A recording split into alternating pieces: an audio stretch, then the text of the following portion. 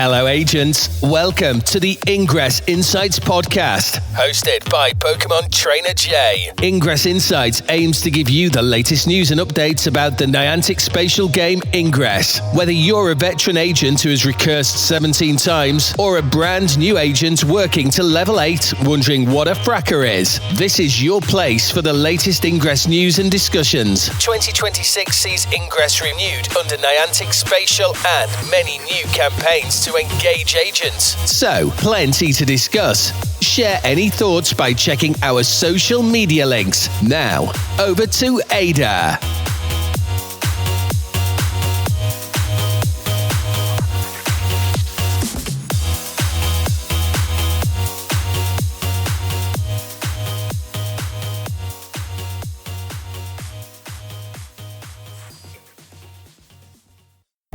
Additional intel available. Hello, agents, and welcome to episode 148 of the Ingress Insights podcast. In this week's episode, we're going over the newly announced Q2 schedule and the Orion Anomaly season, and also looking at some changes that have been happening at the higher levels of Niantic Spatial, as well as a possible rumour leak about something maybe happening for April Fools in Ingress. So usually I go into the Anomaly news and then the general Ingress news. As we've had the Q2 schedule and Orion announced at the same kind of time, I'm just going to move into the Q2 schedule and then talk about the Anomaly because they're linked. So first of all, we'll go through the Q2 schedule for 2026. On the 25th of March, the Ingress team shared the April to June 2026 schedule, which is the Orion Anomaly season. That runs from April through June and offers agents multiple opportunities to earn medals. First up, we have the Orion Season Medal. Normally, this has been 3 tiers, bronze, silver, gold for the past few anomalies. It is now getting a 4th tier of platinum. So it is awarded based on participation in Ingress First Saturday events and performance in both global campaign and anomaly battles. They do add here, note attaining the platinum tier remains feasible without participation in an anomaly or First Saturday event, provided performance in daily bounties, the Orion Global campaign, and other free global events. However, opting out of both event types will render achieving the platinum tier exceptionally difficult. So they're saying it is possible without going to Ingress First Saturday or anomaly event in person, but it will be very, very tricky to do so. The second badge they mentioned is the commemorative Orion on-site medal, which is single tiered. This is similar to the GG medal we got last time for any attending the plus gamma anomalies in person. And that's earned simply by participating in any anomaly battle on site. That's a special thing for going to the actual anomaly itself. And finally, for the Orion medals, there's the Global Campaign Medal, which is 3 tiers, bronze, silver, gold, and that's based solely on performance during the global campaign. Further instructions and detailed terms for each operation will be provided close to the execution dates. Stay alert. With the Orion medals out of the way, we get into April. So we've got the 4th of April, which is first Saturday, and for that you can check through Fev Games. The 12th of April is second Sunday, and that's from 12 a.m. local time to 11:59 p.m. local time. And there you just need to complete the second Sunday campaign to increase your second Sunday medal by 1 count, whether that's doing missions, doing scans, however you want to do it on there. This event actually happens earlier, so I don't know why it's further down the list, but on the 7th of April between 6 p.m. UTC to the 30th of April, 6 p.m. UTC, it's a Sakura Blossom Festival. It's just a stay prepared for new directives. In previous years, we have had a few Sakura medals. So I expect a Sakura campaign to go on there, maybe to get one of the medals or get wings on the medal. Then from the 24th of April, 6 p.m. UTC to 11th of May, 6 p.m. UTC, it's the Orion Global campaign. And that's the medal that's 3 tiers on there based on your performance during the global campaign. Into May, in early May, no dates, we have a mystery event. It says this dispatch operation will span multiple weekends. Stay prepared for new directives. The 2nd of May is first Saturday. Again, you can register Fev Games on there, see what's happening in your area. The 10th of May brings us second Sunday, and then again, that's 11. Sorry, I keep saying 11. It's 12 a.m. to 11:59 p.m. local time. Then the 16th of May brings us the first set of XM anomalies in Sydney, New South Wales, Australia, and Prague in Czechia. Late May brings us another mystery dispatch operation, which will span multiple weekends once again. Then finally in May, we've got the XM anomaly in Kure City in the Hiroshima Prefecture in Japan and Jersey City, New Jersey, USA. In June, we've got first Saturday on the 6th of June and second Sunday on the 14th of June. Mid-June, again, no dates on this one, we've got the Summer Solstice 2026 campaign, which will span multiple weekends once again. Then we have our final XM anomaly for Orion, which is the 20th of June, and that's in Geneva, Switzerland, and Lima, Peru. Then finally, we do have the XM anomalies for Q3 that have been mentioned on there. And they said starting 2026 Q3, the commemorative on-site anomaly may come with a premium edition. Doesn't give any more details on that. NIA researchers have detected XM signals indicating anomalies on the following 2026 Q3 dates. So the 18th of July 2026, we've got one in Helsinki in Finland and Bogota, Colombia. The 22nd of August 2026, there's one in Seoul, South Korea and Paris in France. The 19th September 2026, it's in Singapore and Denver in the USA. They do offer a reminder here about first Saturdays only rewarded to in-person participants only. I'll add in here something new that has been mentioned regarding first Saturdays. So the Ingress first Saturday for April will be the first opportunity this year for agents to receive access to the Ito EN dispatch campaign, which comes with the exclusive Ito EN medal. And it says Ingress first Saturday organisers will, depending on the amount of people that have RSVP'd, receive a number of passcodes that will award access to the Ito EN dispatch campaign.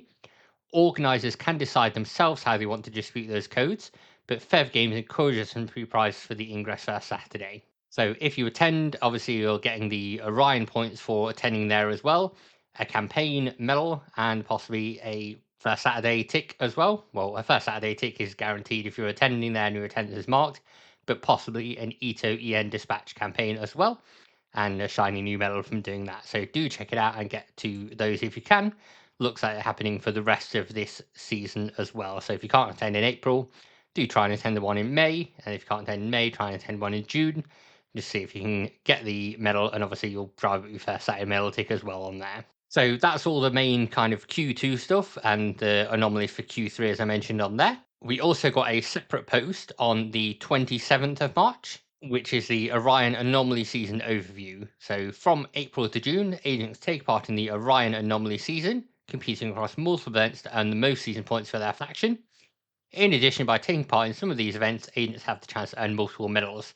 So these are the ones that I mentioned before, the 4-tiered season medal, the on-site medal, and the 3-tiered global campaign medal.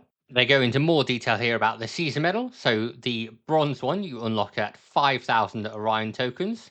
Silver is 8,000 Orion tokens. Gold is 15,000 Orion tokens. And platinum is 25,000 Orion tokens. Agents may earn the Orion medal by accumulating Orion tokens through the following means. So daily bounties run from the 7th of April to the 30th of June. You get 10 Orion tokens by completing each daily research bounty. There's 4 to complete on there. So that's 40 points a day just from that. And you also earn 20 Orion tokens by reaching each daily research bounty milestone. So you get one for completing 2 of the bounties and one for completing 4 of the bounties on there.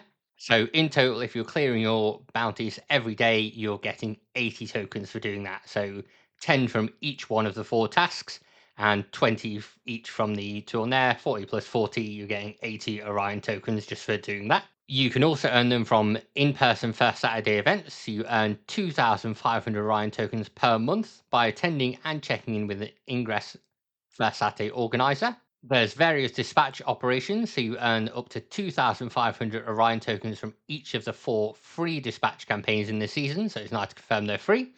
So the Sakura Blossom Festival, we earn some points there. The early May and late May dispatch operations that we don't know what they are, and the Summer Solstice 2026 as well. From the global campaign, you can earn 5,000 Orion tokens from that. And the anomalies, you can earn up to 5,000 Orion tokens from the anomaly campaign at an Orion Anomaly event site.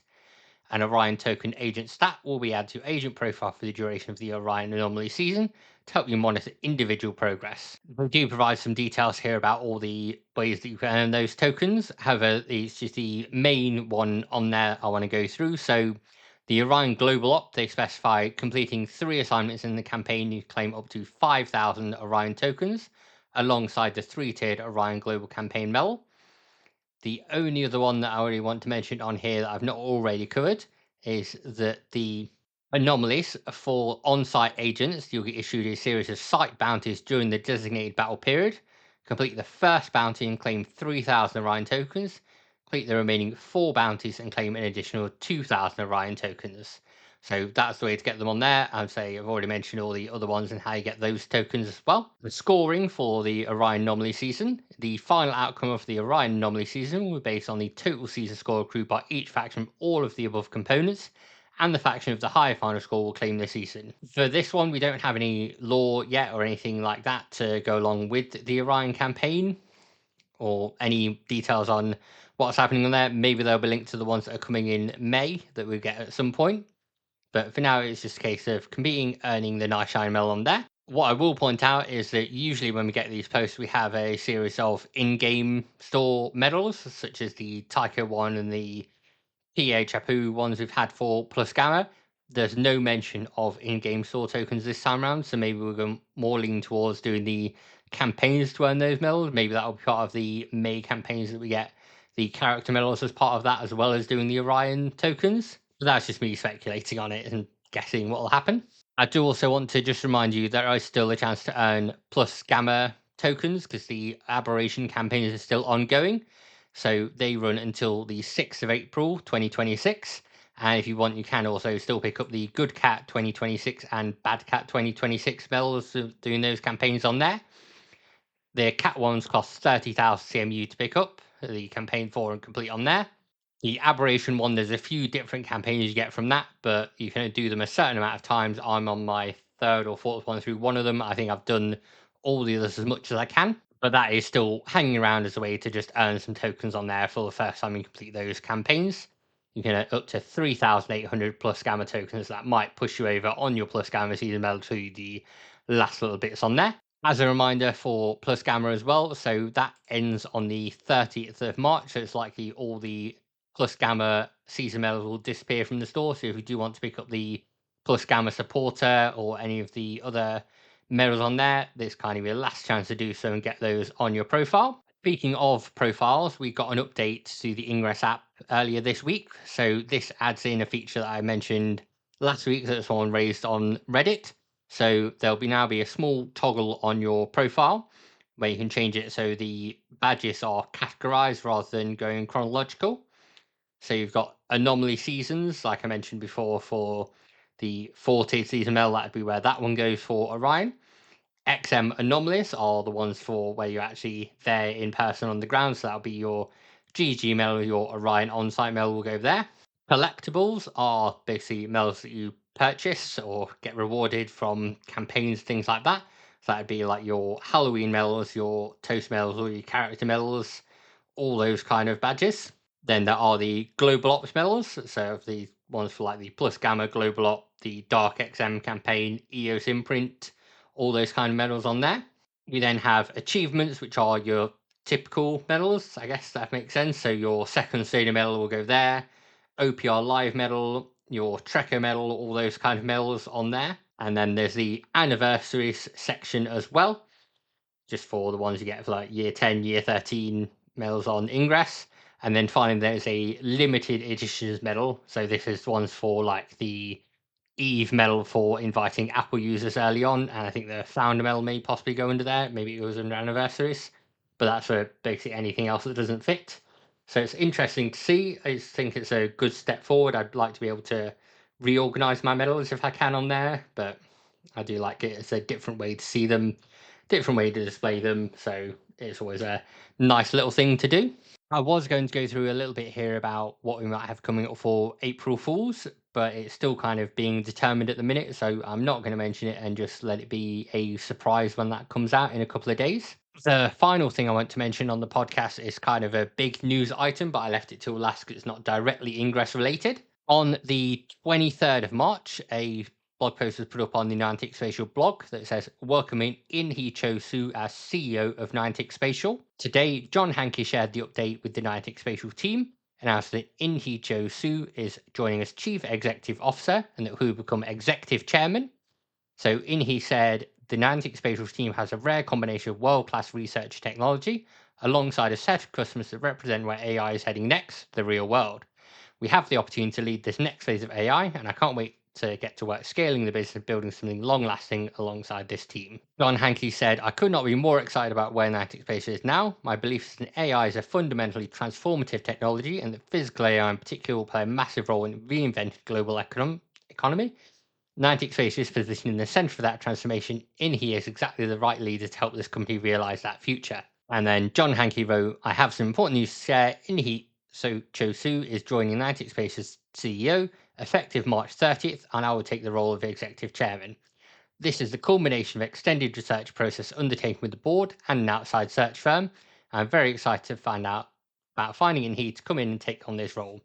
I recognise this may be a surprising move to many of you, and I want to share some of my thinking behind it. First off, I could not be more excited about where Niantic Space is now. As I've shared with you all before, my belief is AI is a fundamentally transformative technology, and that physical AI in particular will play a massive role in a reinvented global economy.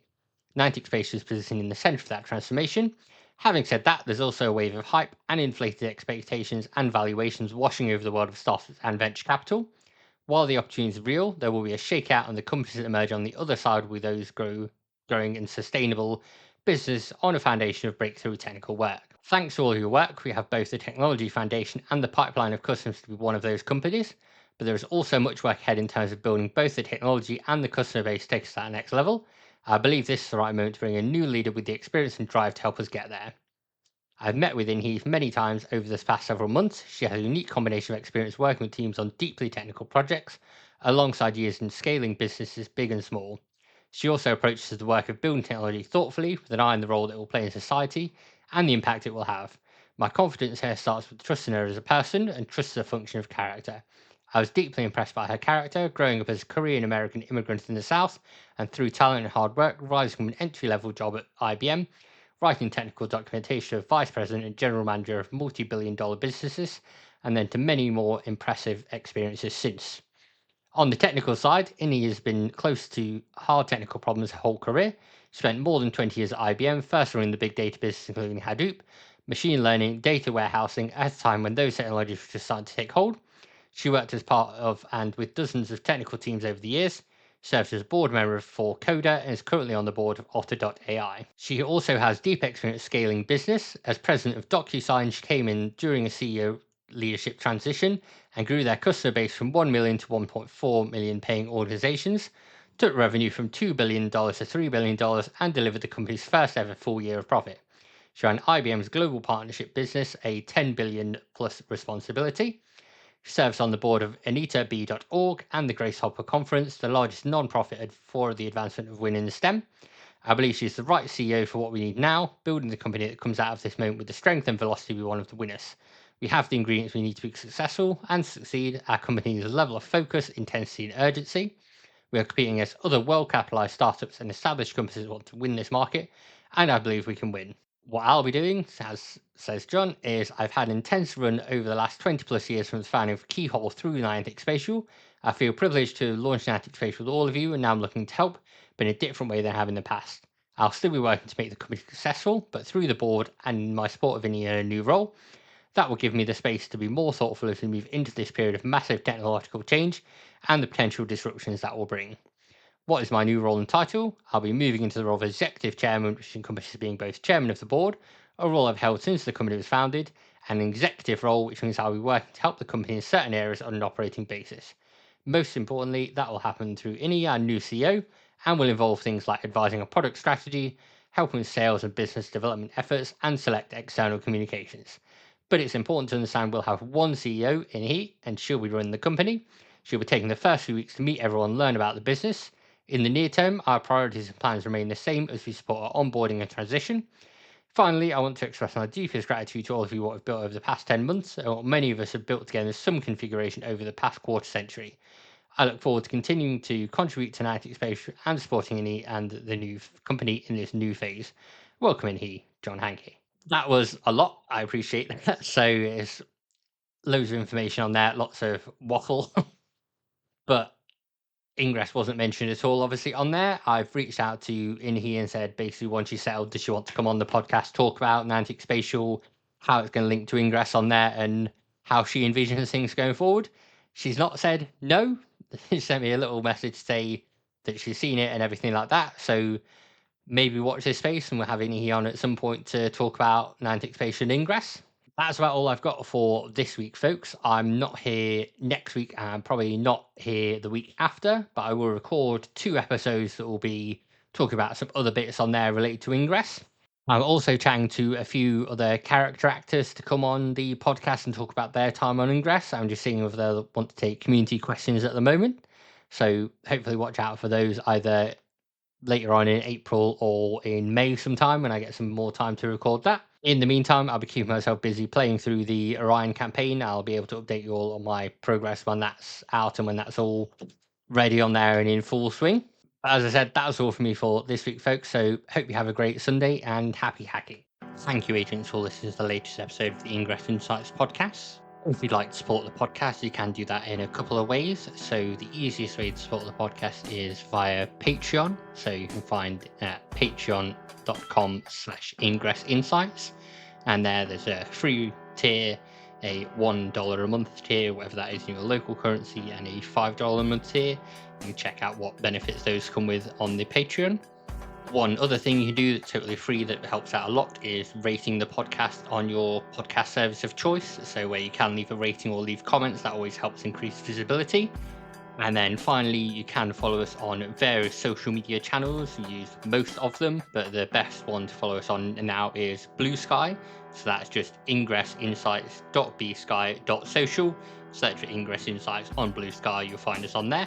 Finally, sharing the podcast with friends, family, other agents who want to listen and get updates, so it helps out and helps get interviews with various Ingress people or other game related people to then increase visibility more. So anything you can do from those is great. Thanks again for listening, agents. Have a great day. Intel package transferred.